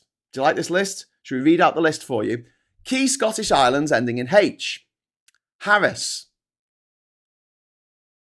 which I think in Scots Gaelic does end in a H, but not in English. Did I have to specify that? I don't know. What's the next one? North, I'm sorry, Alistair, if I pronounce this incorrectly, but North Eust, right? Or South Eust. Key Scottish islands ending in H, the letter H. Okay, let's go to the next one. So we've had S, we've had T and T again. Scalpe, that's a Y. Soe, I'm probably pronouncing that wrong, I'm sorry. That's a letter Y.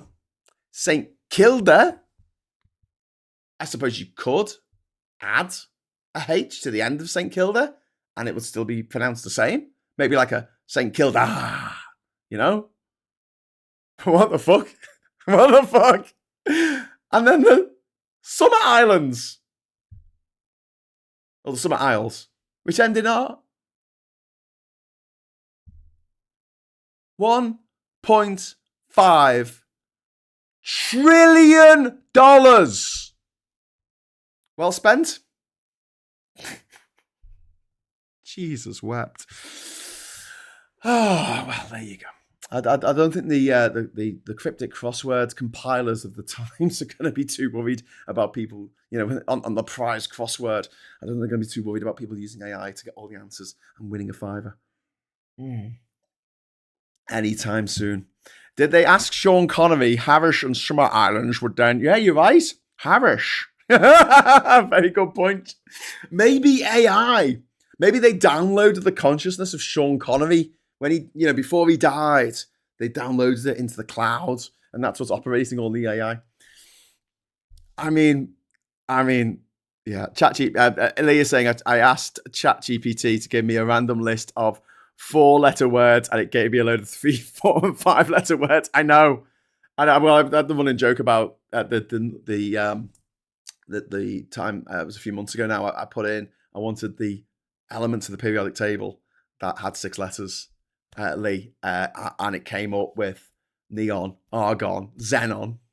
Don't have 6 letters, but also it came up with argent, which isn't an element, and Uranus, as in the planet, which isn't an element. Like, if a child was told to look at the periodic table and write down all of the elements that have 6 letters in them, if a child was asked to do that and they gave you that list, what would they get? I mean, would they get a gold star and a jelly baby? I think not. $1.5 trillion, my friends. $1.5 trillion. The entire economy of America, and therefore the world, is riding on the fact that this AI is going to just revolutionize everything. Talking of AI, Darren Aronofsky, who is the director behind some really good movies like Mother and also Requiem for a Dream, which fucked up an entire generation of us who grew up with Jennifer Connelly being the little girl from Labyrinth, and then she grew up and appeared in a movie called Dark City, which was very good. But then she also appeared in a movie called Requiem for a Dream. Oh my God, that's a grim movie. Anyways, a guy who's very, very talented, very, very talented movie maker. Yeah, he's made an all AI movie called 1776. I'm not kidding. And it looks as sloptastic as you can possibly imagine. It looks fucking awful. It's all AI generated. I guess they're trying to just push they're trying to show. I think it's going to be a big problem in the future because they've obviously spent a lot of money on this. Maybe some of the 1.5 trillion that's been invested in this shite that it's just designed to burn oil, as we've explained many times. Maybe they've given him, Darren Aronofsky, you're an award-winning filmmaker. Here you go, have some money. Make a film out of AI. thinking that it'll come up with some fucking masterpiece and it would look amazing. It looks shite. Like, proper fucking shite. Just the clips I've seen of it. It's like, what the it's just pure uncanny valley. No one is going to pay to go and see it. It comes across like, with the scenes I've seen, come across like a really bad cutscene from a CD-ROM game, a PC CD-ROM game from the 90s. Not even one with, I don't know, not even Command and Conquer, not even like Tim Curry, but stealing the show. In space! Not even that. Just shite. And all I think it's going to do is make people realize who are still clinging on to the idea that one day, we'll have this wonderful, wonderful thing called AI. It's going to do anything for us. It's going to be wonderful. I think some scales may fall from some eyes when they see this crime against, I was going to say crime against art, crime against cinema, but I think it's a crime against nature, because you've taken humans out of the equation and replaced them with fucking, I don't know, ones and zeros. And it looks fucking shite. It looks shite. I bet there's no continuity. If Coca-Cola couldn't maintain continuity in their shit AI-generated Christmas ad, which is only 30 fucking seconds long, could you imagine what it's going to be like for a movie? Jesus Christ. Oh, I just got a message from Rach. Top 100 film quotes tonight. Oh, I love that idea, Rach. Oh, so that's going to be on the rabbit hole tonight at 6 o'clock. Top 100 film quotes. I'll be answering the questions, and if I don't get them, it'll be passed to you in the chat. The socialites will be able to add what, jump in and say who they think, what movie the quote was from. He's looking at you, kid. Play it again, Sam. No, they never said that. They never said play it again, Sam. They didn't say it. You played it for her, and play it for me. Play it, Sam. That's what he says. Tim Curry always steals shit. He does. Oh, I fucking love Tim Curry. I love him. Why has the spanner changed to a hexagon? Says Ivan. I don't know. You should get the hexagon as well.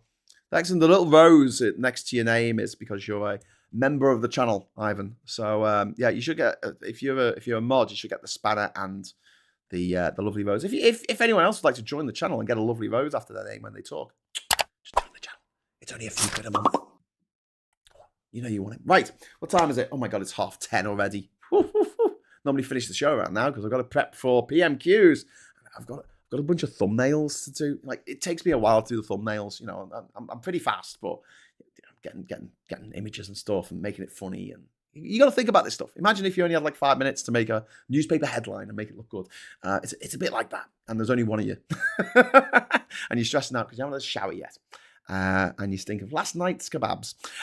Colin Baker, Oliver Cardi never said another fine mess. That is very true. I'll be back. Says that'll be difficult because he says Arnold Schwarzenegger says that in a lot of different films.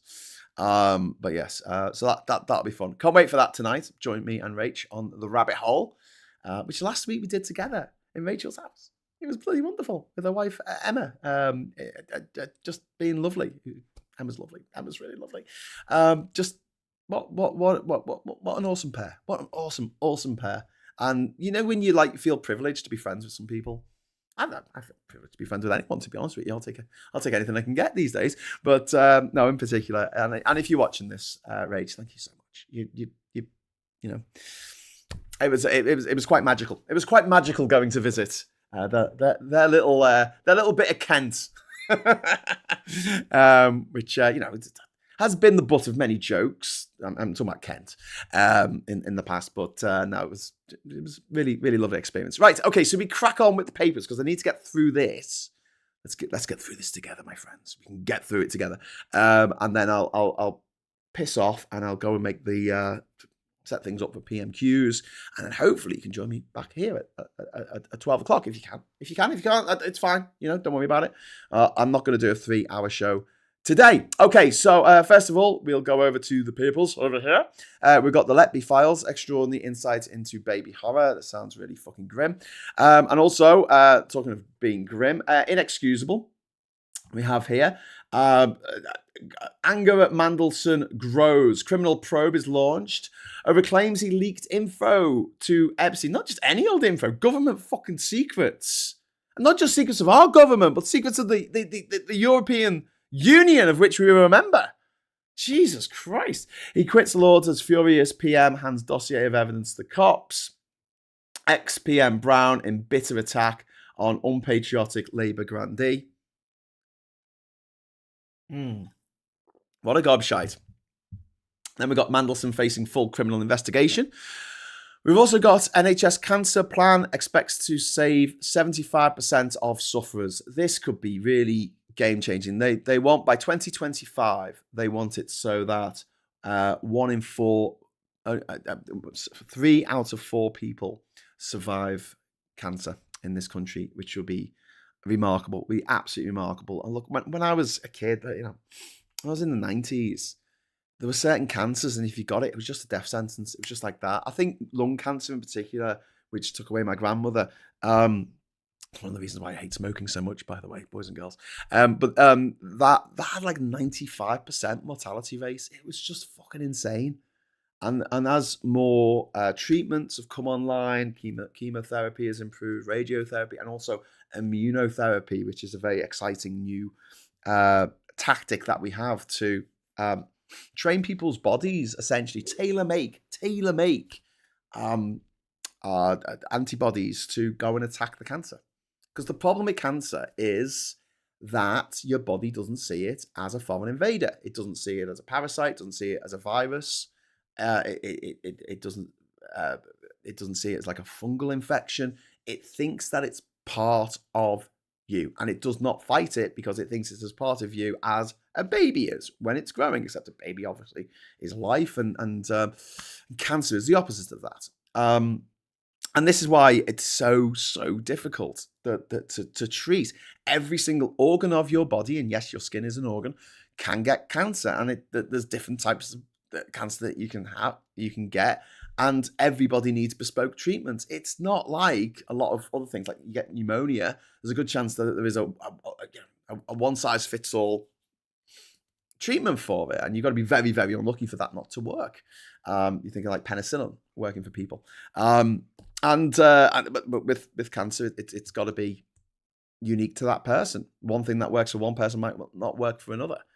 But we have to keep trying. We have to absolutely keep trying. And it just breaks my heart that we've spent $1.5 trillion, or at least I think they're blowing up the numbers here a bit. But that's apparently what they said. Oh, it's going to be $1.5 trillion. Although I think that Oracle and Nvidia and ChatGPT are all having a barney about this on the internet at the moment. So I didn't say that. I didn't say that. I didn't say I was going to give you 100 billion.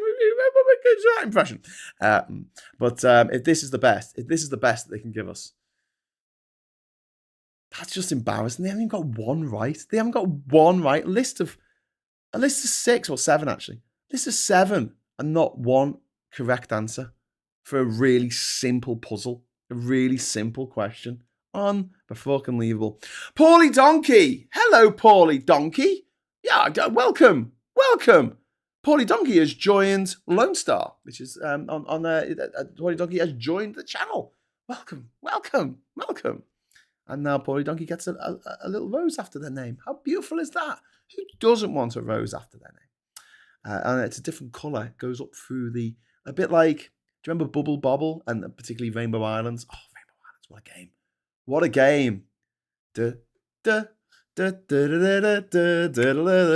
people of a certain age, you know exactly what I'm talking about. It goes through the colours of the rainbow until it gets to like ridiculous o'clock. I think the last one's like ultraviolet or something.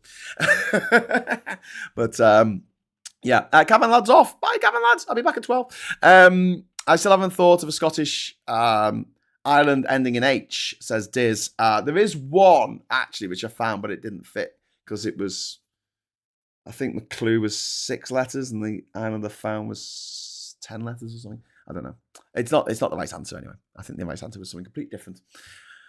Anyway, we got another super chat. Thank you very much to Ivan. Thank you. Ivan's being very, very kind. Thank you, Ivan.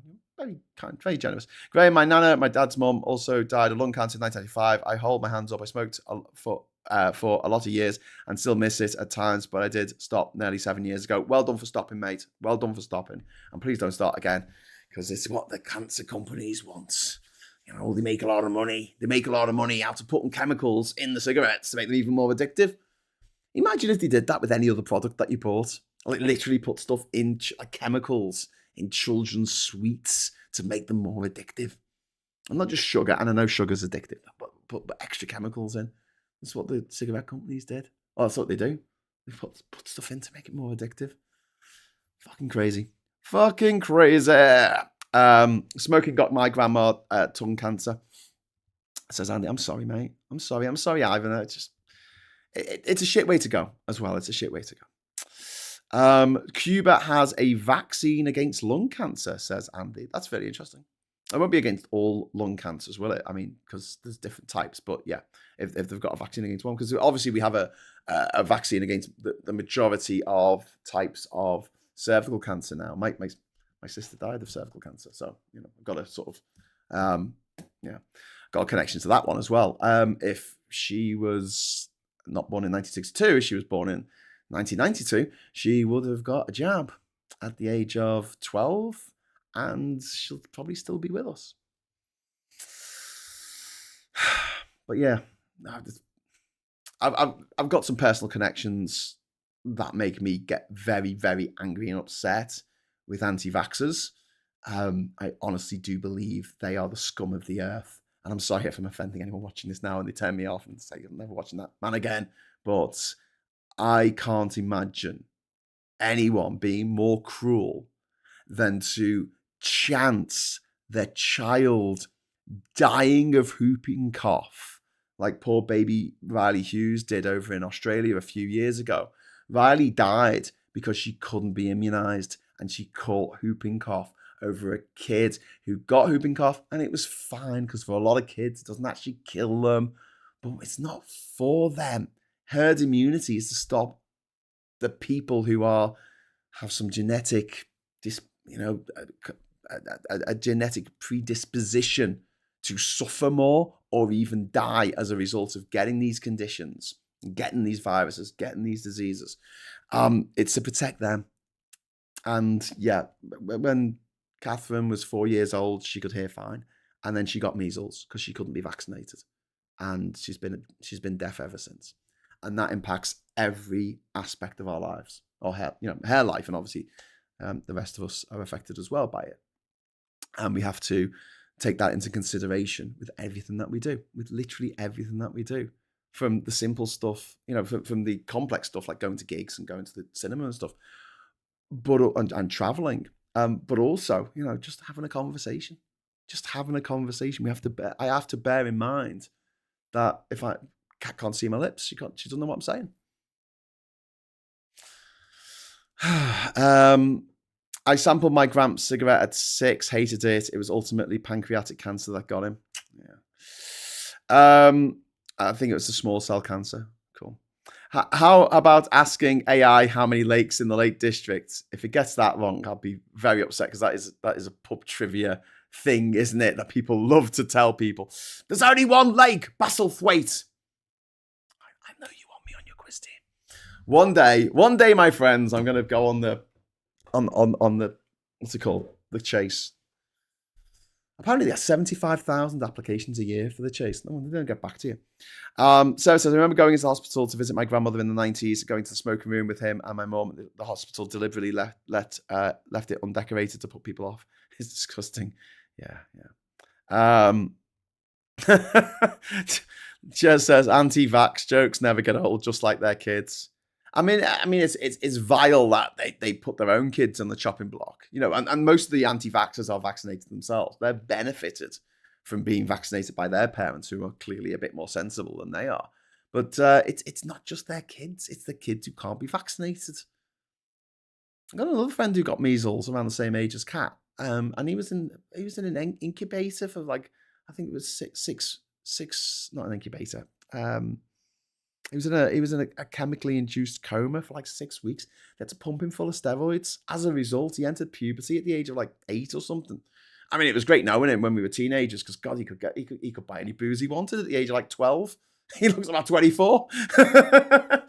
Anyway, but that was all right because he wasn't trans, so they could give him the medicine that he needed. But yeah, Measles is a nasty business. It kills kids. It's killed kids for generations. And if you want to see how bad life was before vaccinations, go to your local cemetery and check out all the ages of the people on the headstones. It's kind of crazy. Graham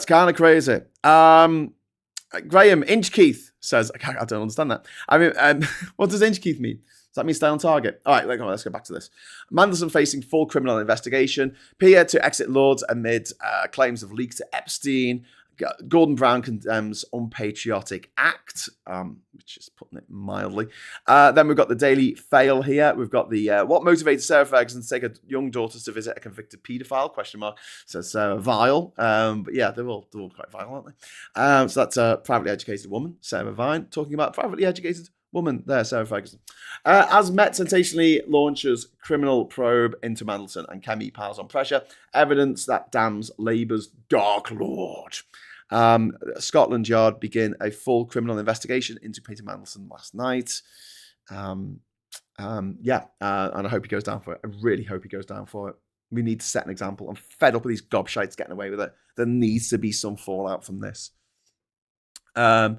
Brown accuses number 10 of cover-up, and there's a picture of Mandelson there getting footsie with someone. I mean, just, I've got a foot phobia at the best of times. Get Gordon gone. Epstein and Mandelson's plot to oust a prime minister.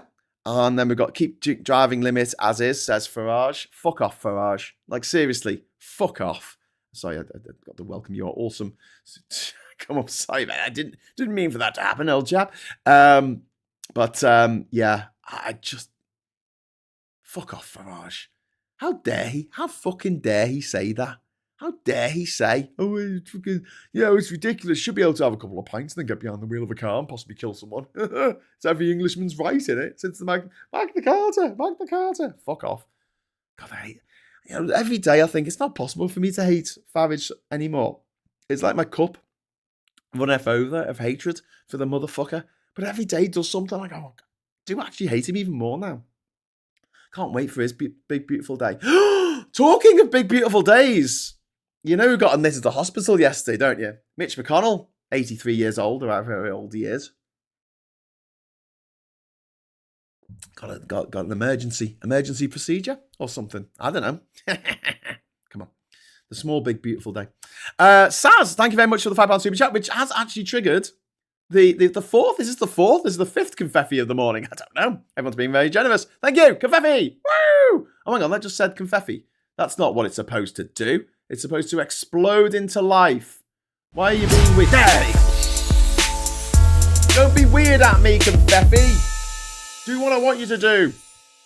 Thank you very much for that. It's very, very kind of you. Very kind of you, Saz. I'm sure the right to drink and drive was in the Magna Carta, along with the right to go to the pub during a pandemic for some reason. I mean, just what? Okay, we're wrapping up in a minute, so I'm just going to do one super goal. Maybe I shouldn't have done one super chat. Oh, whatever. If you get one more, I'll do confetti again.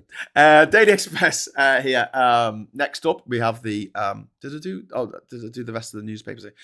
We can't trust big tech to put children first. This is inverted commas there in the stupid stories at the bottom here of the Telegraph. And then we've got the D-Day pub being torpedoed by tax risers. And then we've got Jill Biden's ex-husband charged with murder. Ooh, intrigue. Edward's call to remember the victims of evil Epstein. Police probe Mandelson as he stepped down from Lords over email. So this is the first member of the royal family, Prince Edward. I think he's the youngest one, isn't he? Named after the potato.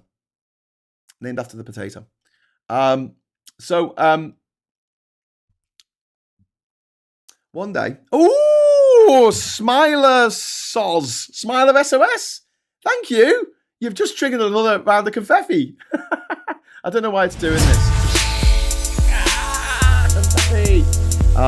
Sorry about the fact that it's not exploding as meant to. I will now sort that out. So next time it will explode as I want it to.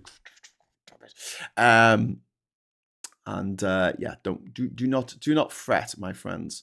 I don't know why it's not doing that, but restart, play back. Okay, sorry. But thank you very much. The king of the potato people was there with his 3 daughters, and he said, "Who are you going to marry?" And the first princess says, "I'm going to marry King Edward." And he goes, "Oh, King Edward, great, good stuff. You know, my eldest daughter.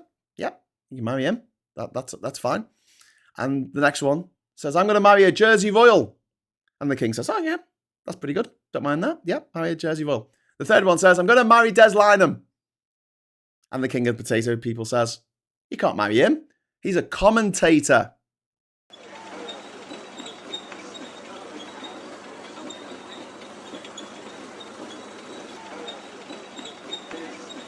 Everyone's going to want their super chats back now, aren't they? I'm sorry. Anyway, back to the papers. The I paper here. Police investigate Mandelson after number 10 hands in Epstein dossier. Oh, God, there's another picture of Mandelson in his underpants, which we'll skip over. Met investigation into Mandelson over alleged Epstein email leaks there in The Guardian. There's a story about Chris Hemsworth, who plays Thor in movies. Police to review fresh claims against Andrew. And Marina Hyde's got a really good article in The Guardian today, which is available online. Never forget the powerful men who aided Epstein. No, we shouldn't. The people on Epstein's list are really quite all very, very, very grim. Oh, Lord, Met begins a criminal investigation into Pia. And then PM, he let his country down, talking about Mandelson, who is, by all accounts, an absolute gobshite.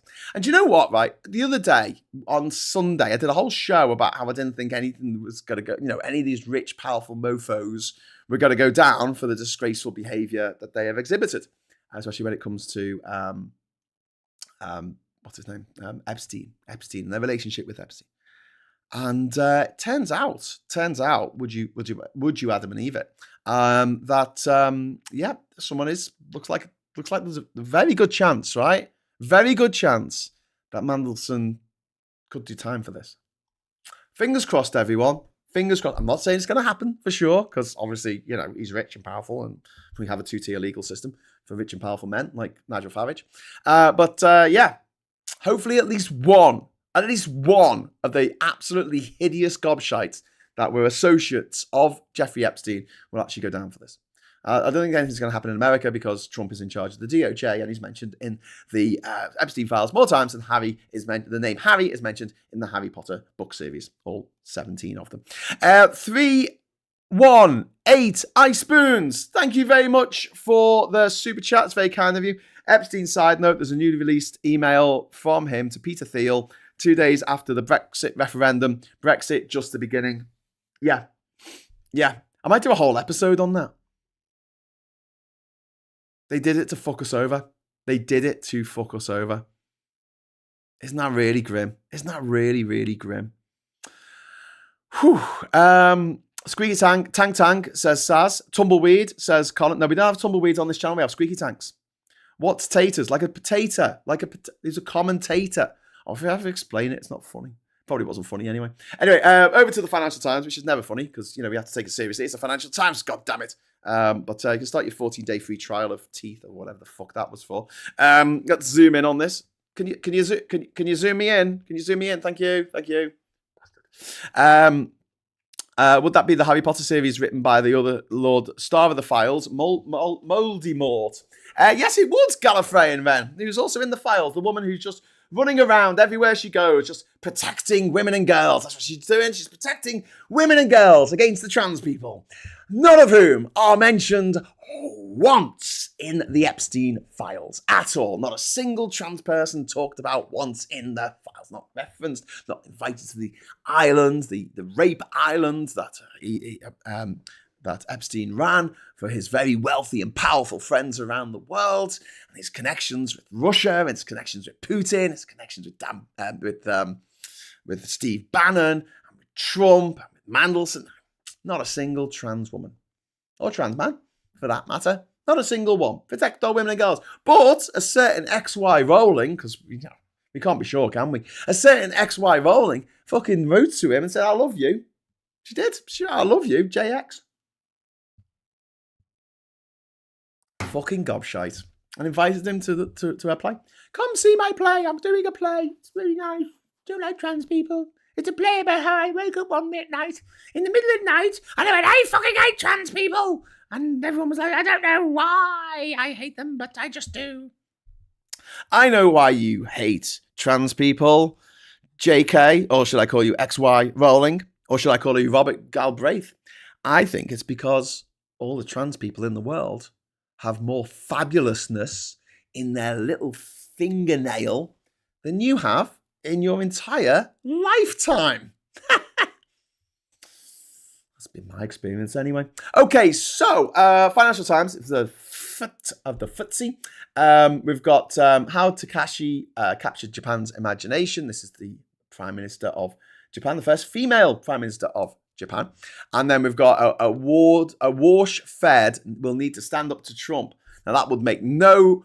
I mean, this is the thing about Financial Times. It doesn't give a fuck if you don't know what the fuck it's talking about. It talks about companies like you're just supposed to know, which I kind of like. I like the way it sort of treats us as grown-ups and says, okay, well, what does that mean? A wash Fed. Sorry, that's the headline here.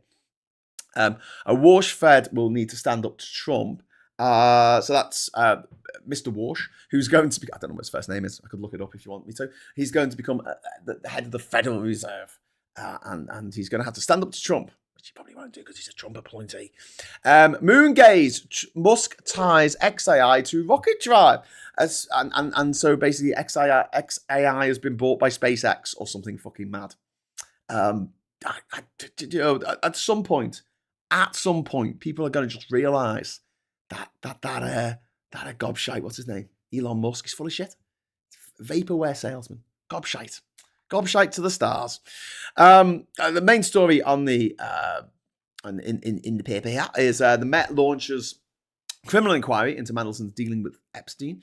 Ex-minister quits Lord. Sensitive details passes to sex offender, meaning Jeffrey Epstein. And then Starmer calls actions disgraceful. I think we've covered that and other stuff. Walmart joins tech giant Select Club as market value passes $1 trillion milestone, which is nice, isn't it? It's nice for Walmart, the Walton family who set up Walmart. I didn't know they said good night, Kevin John, good night, John Paul, good night, Kirsty Ann, and then they all went to sleep, and then they woke up in the morning and they were all billionaires because they sold groceries all around America, which is a nice thing to do, I suppose. I mean, people need groceries, don't they, from Walmart, from the Walton market. The only thing is, and I'm going to point this out here, the reason why their market cap has gone over $1 trillion is because they don't pay their workers enough. Who makes up the difference so that the people who work at Walmart have a livable wage? The American taxpayer. A bit like in this country, when you have a private landlord and you can't afford your rent, you get a subsidy through universal credit or housing benefit, whatever it's called these days. And that goes to your landlord to buy a second house. That's taxpayers' money going to a private landlord to buy a second house that they don't need. What a great system. What a great system. And then we've got Reddit reflects Silver's appeal as meme metal, a meme machine, I guess. This is a bit of a weird story. It's over on the left of the page there. Silver's wild price swings mirror the meme stock craze of the pandemic, with investors getting burned and shouting about it. I lost a year's worth of post-tax salary, said one Reddit user. Good. I'm glad you lost that money, you dickhead. Because basically, you were trying to do a quick get rich quick scheme. You were trying to make money out of nothing. You were trying to make money out of having money. You put your money down on a gamble and you fucking lost. Don't get moaning to me on fucking Reddit. You gambled and you lost. You know, did you not see Star Wars Episode 1? Sometimes you lose, especially the Jedi's, fix the dice. I just... Stop it. Just stop it. Stop falling for this shit. Stop falling for these ridiculous schemes, these get-rich-quick schemes. Oh, quick, buy silver and you'll be a millionaire tomorrow. No, you won't. It goes up and down. Can't stop it. You have no control over it. On my travels, I went to the island of Lahia, off the coast of Papua New Guinea, actually off the coast of New Britain. And they have one of the biggest gold mines in the world there. One of the biggest gold mines in the world. And if they take gold out the ground and they, send it off to refine it or whatever, I guess that brings the price of gold down. because there's more of it. We can't do that. Although we did have a conversation about Welsh gold the other day, but I mean, compared with how much gold comes out of that gold mine, kind of crazy. Facebook bots are spreading the rumour that Hannah Spencer, Green Party candidate for Gorton and Denton, is trans. I mean, if she was, that would be fabulous, but she's not. Fucking transvestigations. What the fuck? Liz Allen, thank you very much for the $5. That's very kind of you. Walmart actively pushes employees onto Medicaid. More getting over. Yeah, because they don't pay their employees enough. They get the government to step in. Well, the government's the American taxpayer. Thank you very much, Liz. And that means also that I just realised that the confetti went off in the chat then. Went off a bit late, but we'll set it off anyway. There we go. Confetti! Woo! My animation's been a bit weird this morning. It's been a bit funky. Not being funky, animation. Fucking do it right. Not another one. Yeah, another one. That'll probably be the last of the morning because I'm going to have to wrap up in 3 minutes' time. So I'm going to have to be really quick going through the briefing here. Very hard to read. Very low resolution. And as a low resolution fox myself, I have sympathy. Trump medicines deal to cost NHS £1 billion extra pounds, which isn't great. Fucking Trump. Broadband shake-up. Virgin Media, O2 owners Liberty Global and Telefonica have lined up a £2 billion acquisition of the fourth largest UK broadband network, a deal that will narrow the gap with Openreach. Should be interesting. And then we've got AI push to cut court lists. They're going to use AI to go through. No, it won't even get people's names right. And then we've got Putin resumes onslaught. Moscow has resumed attacks, which we talked about at great length last night on Geoscope, me and Ollie. Iger successor named. This is about Bob Iger, who's been chief of Disney for about 2 decades now, and he's been replaced by Josh D'Amaro. And then we've got Rupee bet on progress. The Indian currency and equity market have welcomed the apparent deal between New Delhi and Washington. And then finally, the stage set for Iran talks. Envoy Steve Witkoff has arrived in Israel for talks with Benjamin Netanyahu. Whoopie-doo. Whoopie fucking do. And for those of you who were thinking earlier, what is he talking about doing the Times crossword? I don't normally buy the Times because it's a Murdoch rag. I got a free copy. It's fine. I got a free copy at the Travel Adventure Expo that I went to on Saturday. Right, I'm off. I'll be back in an hour for PMQs, and I'll be back at 6 o'clock with the lovely Rachel to jump down the rabbit hole together. And we'll be doing movie quotes, okay? We've got 100 movie quotes to get through. We're going to have a quick fire round. I'm going to turn down the time that it takes to put your message into the chat. And so it should be pretty much instantaneous. But don't shout it out until I say I don't know what it is.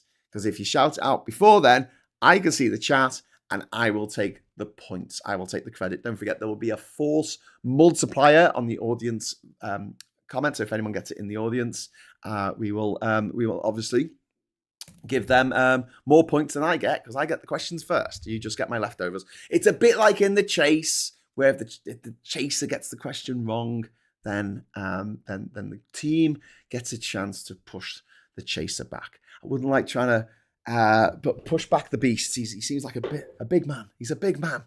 I don't think I'll be able to push him very far. In a sumo ring, I wouldn't stand a chance. Pick me up and throw me at the moon. Okay, so see you in an hour for PMQs, hopefully. If not, see you at 6 for Rabbit Hole, hopefully. And if not, I'll see you tomorrow morning, 9 o'clock, bright and early for Morning Brew. And 6 p.m. tomorrow, 6 p.m. We're going to start a regular slot, 6 p.m. on Thursdays. It's going to be different shows each week over a month. So like the first Thursday of the month, it's one show, and the second is another. So it's going to be like Swear Jar, Refuck Watch, and stuff like that. I'm doing something with something quite exciting tomorrow with, I'm planning to do something quite exciting tomorrow with Mike Dix. So please join us, me and Mike, for that as we try and make some decent content for you to watch. And also, it might not be that political. So that might be worth watching because the Rabbit Hole at 6 o'clock is not political. It's our anything but politics show. Anyway, it is now 11:01 a.m. I'll see you in an hour. And until then, lick that like on the way out. As Captain Coconut says, give that like a good licking. And if you're not subscribed, please subscribe. And please consider joining the channel and getting your name with a little rose. And get a little rose, name after the credits, and you get to join the Discord server. So you get to continue the conversations that you're all having in the chat. Once I stop rabbiting. Brilliant. Who doesn't want that? I don't know. Mad people. That's it. Until I see you again, say thank you very much for watching. Thank you for your super chats. Everyone's been very generous this morning. And until next time, hello, good evening, welcome, and goodbye.